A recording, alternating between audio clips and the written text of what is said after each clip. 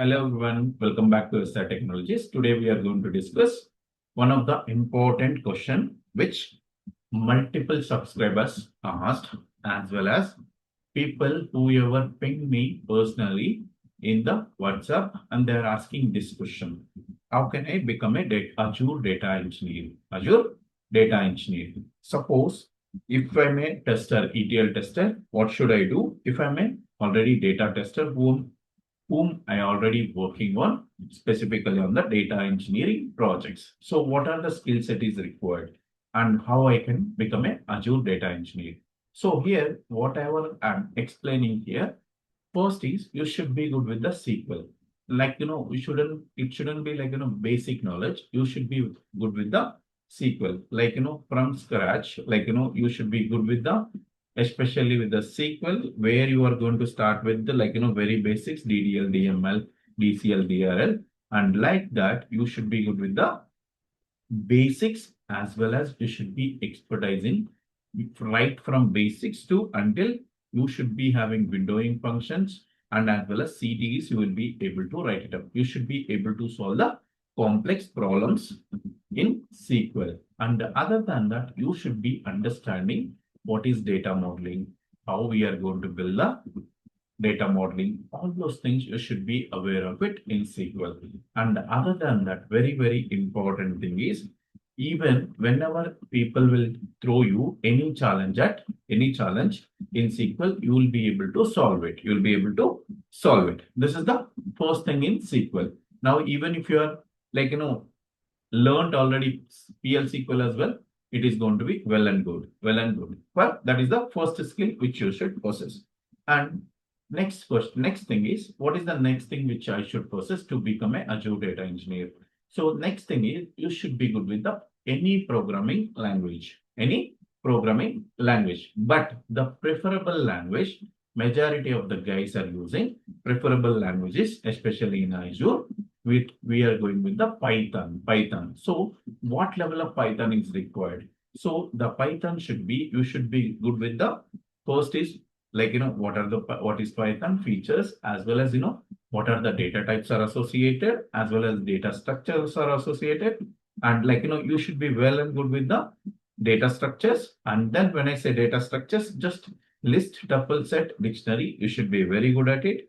Then on top of it, you should be able to write the functions, and then you should be very good with the operators, as well as you should be very good with the control flow. And other than that, file handling, you should be good at it. And then you should be even good with the logging mechanism as well. Logging mechanism. Other than that, you can even learn in Python pandas like SQL Alchemy and other libraries which is useful as part of the data engineering part. So you should be very good with the core Python. Once you are good with the core Python, especially OOPS concepts also, if you are good with the core Python, the rest of the libraries and all, you can learn it even very quickly if you are good with the Python. Now, other than that, sir, why should I know data warehousing concepts? You are mentioning data warehousing concepts as well as data lake. These are the important things you should aware of it. First of all, what is data warehouse? Why we have built data warehouse? What is OLTP? What is OLAP? Okay, what is OLTP? What is OLTP? How it is used? How they are building? What is the purpose of it? Other than that, big in the evaluation of big data, we do have a data lake architecture as well. So, what is the difference between data warehousing? What is the difference between data warehousing versus data lake? And nowadays we do have a delta lake as well. There are multiple things which is associated with this. These concepts we should be very thorough on that. So while you are explaining data warehousing concepts, majority of the times which deals with the all the concepts what is associated with ETL. So you should be very good at it. And data lake, which is specifically with the big data. So when it comes to big data perspective, how data lake is going to work, why data lake is required, what are the reasons for it, then this level of details you should be understanding it. You should be understanding it. Sir, you are talking about Azure Data Engineering. Why we need to learn this thing? Because are you going to build data warehousing? Are you going to build data lake?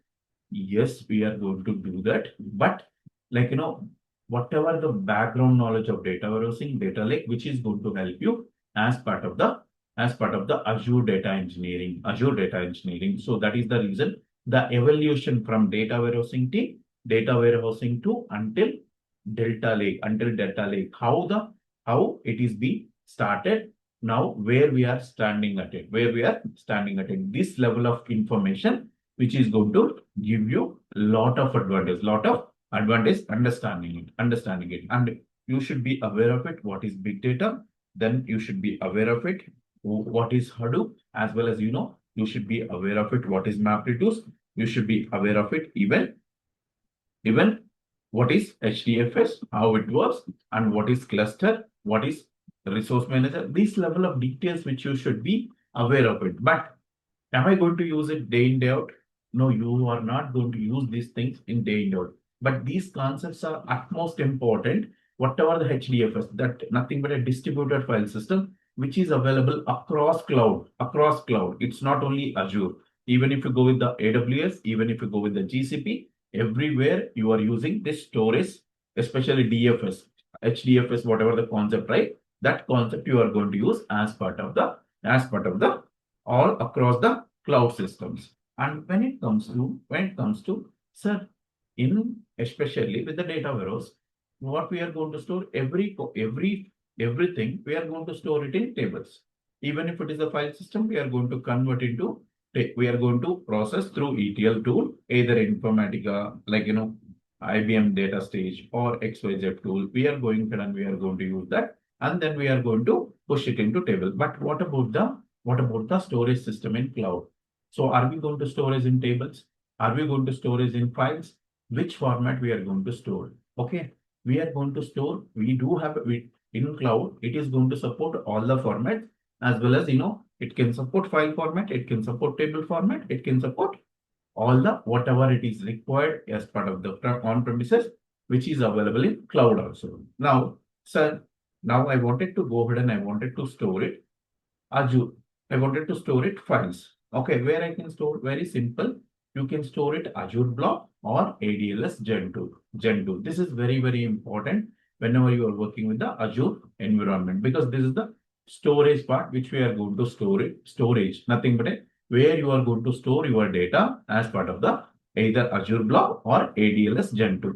Sir, when it comes to data warehousing, I'm using the ETL processing perspective. I'm using the ETL tool, but it is a cloud, right? Whenever you go with the cloud, you are not going to have a tools. It is going to have a service will be there.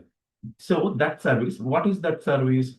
Which service I can go ahead and I can use? That is nothing but when it comes to Azure, you wanted to go ahead and you wanted to use ETL service. That is nothing but Azure Data Factory.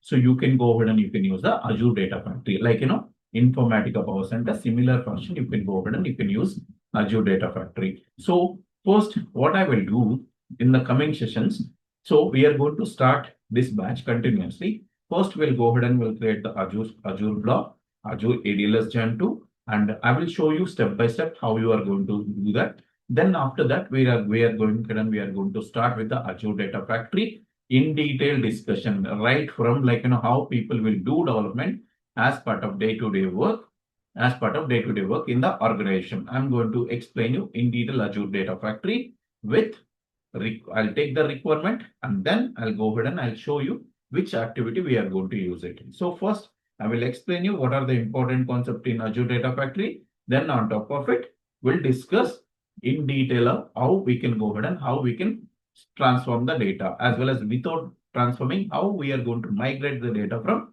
source to target. This is the first thing which we are going to discuss. And then on top of it, how we are going to transform. Informatica, we do have a source qualified transformation, filter, router, like that. We do have a different set of transformation, right? Same similar fashion in Azure Data Factory, how we are going to do that, I'm going to explain you in detailed manner. Other than that, we are going to discuss next thing is Azure Databricks. So if you wanted to process big data, in Azure, what we are going to use, we are going to use the Azure Databricks. My gut feeling, I can say you now that next at least 5 to 10 years, this is the one of the leading what we can call it, leading technology, which is going to help you in terms of industry. Data engineering, a majority of the companies, which I know personally, LTI Inventory, Capgemini, as well as, Infosys, as well as IBM, all the companies, even JP Morgan, even if I go with the, Wells Fargo, everybody is using Azure, not Azure Databricks. Databricks, people are using it. People are using it. If I know, no, even lot of companies in US also, people are using this Databricks. This is the next big thing. If you learn this Azure Databricks in next, 1 or 2 months or 3 months, if you learn it properly, you are going to be hot cake in the market. Hot cake in the market. Next is Azure SQL Database. How we have a SQL database, Oracle database, or MS SQL database. Same similar fashion, you can go ahead and you can create it in cloud also. You can go ahead and you can create your database, and you can, under that you can create a schema, and then you can go ahead and you can create a tables, whatever the SQL operations, whatever the database operations, everything you can go ahead and you can perform in where? In Azure SQL Database. And the next one is Azure Synapse Analytics. Most of the guys, you heard of it, Snowflake. Snowflake. Snowflake, you heard of it. But when it comes to Azure, similar to Snowflake, Azure is providing Azure Synapse Analytics. Azure Synapse Analytics. This is the one of the, what we can call it. It's nothing but a data warehousing technology. Data warehousing technology, which is going to be used as part of the Azure database. Even Snowflake also, it is going to be available data warehousing purpose, even very huge set of data. You can process it within a very less time. And then there is a lot of techniques are there in Snowflake. There is a storage perspective and as well as processing perspective. And there are a lot of advanced stuff also, which is there in Snowflake as well as Synapse Analytics. And next is, suppose if you are at least heard of it, big data at any point of time, if you wanted to store any, NoSQL. NoSQL means if you wanted to store JSON file, if you wanted to store XML file, you should have some database. That is nothing but either it can be HBase, or if you are working with Mapper vendor, then you are going to have a MapRDB or other things. So similar fashion, if you wanted to store NoSQL data, you are going to use the Azure Cosmos DB. So if you wanted to become an Azure data engineer, my suggestion is, first, you should be good with these two things. You should be good with the SQL, Python. Then remaining things, these are concepts which is not going to take much time.